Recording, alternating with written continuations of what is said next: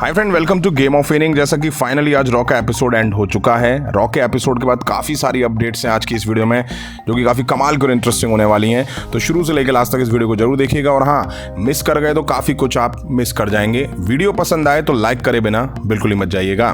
सबसे पहले बात कर लेते हैं फास्ट लेन में दिखे सेथ रॉलिंस वर्सेस नाकामुरा के मैच के बारे में, जिसको फैंस से मिक्स रिएक्शन मिले। किसी को पसंद आया, किसी को पसंद नहीं आया, किसी को एंडिंग पसंद नहीं आई। बट मैच में कुछ अच्छे मूवमेंट्स भी थे, जैसे कि मेरा फेवरेट और शायद सबका फेवरेट जो होगा वो ये कि दोनों लैडर पे थे और नाकामुरा के विमल जोबा केसरी की पिचकारी सेथ रॉलिंस पे जो मारी और वो डायरेक्ट जाके अनाउंस टेबल पर लैंड हुए।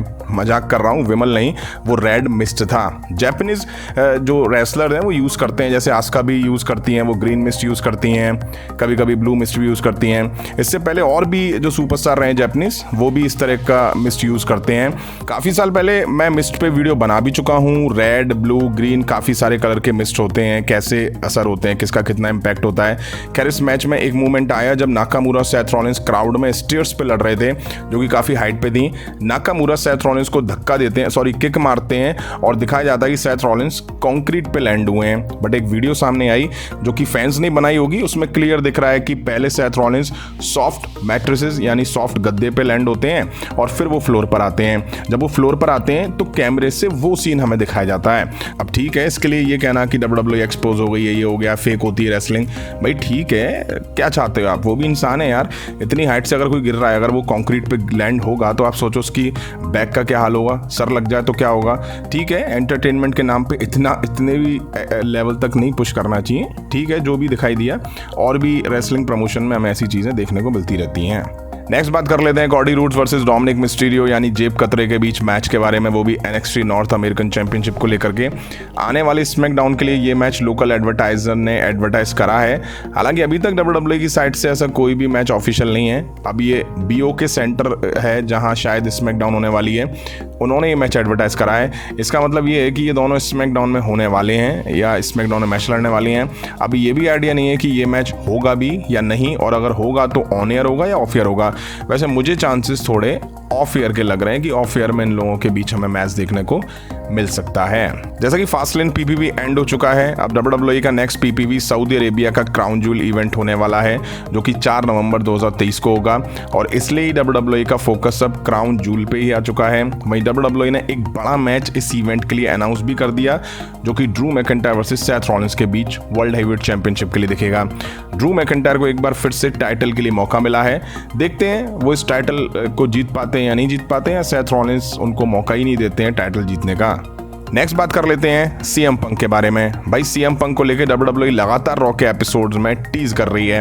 अभी तक ज़्यादातर टाइम पंक को लेके कुछ ऐसे वर्ड्स कहे गए जो साफ साफ दिखा रहे हैं कि CM पंक के WWE में आने को लेके WWE लगातार टीज ड्रॉप कर रही है। अब रिसेंट में हुए रॉ के एपिसोड में कुछ ऐसा हुआ जिसने एक बार फिर से CM पंक को रॉ में टीज करा, जो कि उनका ही मूव GTS है, यानी गो टू स्लीप, जो CM पंक लगाते हैं। आपको याद होगा तो नाकामुरा ने रिकोशे पे स्टेज पर अटैक करा था और नाकामुरा ने यहाँ रिकोशे पे GTS यानी गो टू स्लीप अप्लाई करा, जो कि CM पंक का मूव है। ओरिजिनली उनका मूव नहीं है, बट फेमस CM पंक की वजह से ही हुआ था। उन्होंने काफ़ी इस्तेमाल करा है WWE में रहते हुए इस मूव का। वहीं ओरिजिनल शायद जिसका ये मूव है, उन्होंने इस पर रिएक्ट भी करा। उन्होंने लिखा see you at survivor series LOL lol.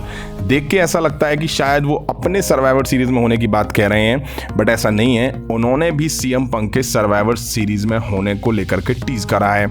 अब देखते हैं, सर्वाइवर सीरीज तक वेट नहीं हो रहा है यार, फटाफट CM पंक आ जाए, बस जल्दी से सर्वाइवर सीरीज आई जाए और दूध का दूध पानी का पानी हो जाए कि वो वहां पर आने वाले हैं या नहीं आने वाले हैं। नेक्स्ट बात कर लेते हैं सर्वाइवर सीरीज 2023 के बारे में। जैसा कि अभी तक सर्वाइवर सीरीज को लेके WWE की तरफ से कोई हाइप नहीं है। वही हाइप छोड़ो, अभी तक सर्वाइवर सीरीज की थीम क्या होगी ये भी क्लियर नहीं है। बट जो कुछ दिख रहा है उसको लेके ऐसा लग रहा है कि सर्वाइवर सीरीज में वॉर गेम ही हमें देखने को मिलेगा। रिसेंट में हुए स्मैकडाउन के एपिसोड में काफी कुछ क्लियर हुआ, जैसा कि कुछ दिन पहले ही मैंने आप सभी को बताया था कि judgment day JD McDonagh versus Kevin Owens, Sami Zayn, Jey Uso, Cody Rhodes के बीच वॉर गेम मैच हमें दिख सकता है। अब उस टाइम मैंने कहा था कि यार 4 वर्सेस 4 सुपरस्टार में क्या मजा आएगा वॉर गेम में। बट रिसेंट में हुए स्मैकडाउन में जो कुछ हुआ उसके बाद कहीं ना कहीं ये क्लियर सा लग रहा है कि वॉर गेम में हमें 6 वर्सेस 6 मैच होता हुआ दिखाई दे सकता है, या 5 वर्सेस 5 तो कहीं नहीं गया। John Cena LA Knight, Jey Uso, Cody roads, ये चारों अगेंस्ट दिखे ब्लड लाइन और जजमेंट डे के मेंबर्स के, जिससे साफ है कि इनके बीच वॉर गेम दिख सकता है। अब जब ये सभी वॉर गेम में होंगे तो रोमन रेंज सर्वाइवर सीरीज में किसके खिलाफ लड़ेंगे, ये बहुत बड़ा क्वेश्चन है। और अगर वॉर गेम दिखता है तो एक side John Cena, LA Knight, Jey Uso, Cody Rhodes, Kevin Owens, Sami Zayn versus judgment day के मेंबर जेडी मैकडोना, कवामेट डी, सोलो सिकोआ और जिम्मी ऊसो हमें वॉर गेम में दिखाई दे सकते हैं। और हमने ये देखा स्मैकडाउन पे कि जजमेंट डे और ब्लड लाइन काफ़ी नज़दीक आ चुके हैं पॉल हेमन और रिहा रिप्ले के थ्रू। जैसा कि मैंने कहा, जजमेंट डे के मेंबर्स और ब्लड लाइन के मेंबर्स वॉर गेम में नजर आ सकते हैं। तो रोमन रेंज सर्वाइवर सीरीज में किसके खिलाफ मैच लड़ेंगे? कहीं ऐसा तो नहीं रोमन रेंज सर्वाइवर सीरीज को मिस कर दें? उसके चांसेस इस वजह से भी लग रहे हैं क्योंकि नवंबर में 2 इवेंट होने वाले हैं, क्राउन जूल और सर्वाइवर सीरीज, जिनके बीच गैप भी शायद 20-22 दिन का है। तो इतने शॉर्ट टाइम में रोमन रेंज 2 पेपर व्यू में दिखेंगे या नहीं, जबकि वो महीनों गायब रहने वाले सुपरस्टार में से बन चुके हैं। और तो और वो पार्ट टाइमर होने के बाद भी स्मैकडाउन में ही ठीक से नहीं दिखते हैं। तो क्या वो नवंबर में लगातार 2 पेपर व्यू में दिखेंगे?